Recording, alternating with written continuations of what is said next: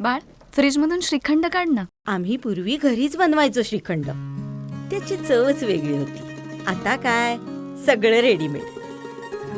आजी, हे श्रीखंड खाऊन बघ. आज तुझ्या आईनं घरीच बनवलं की काय?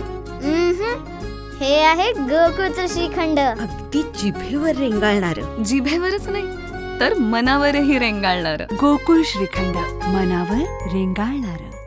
दोडामार्ग शहरातील रेशन धान्य दुकानात भेसळयुक्त गहू आल्यानं रेशनधारकांनी चक्क तहसीलदारांच्या टेबलवरती तो गहू ठेवून त्यांच्या निदर्शनास आणून दिलं. पाहूयात.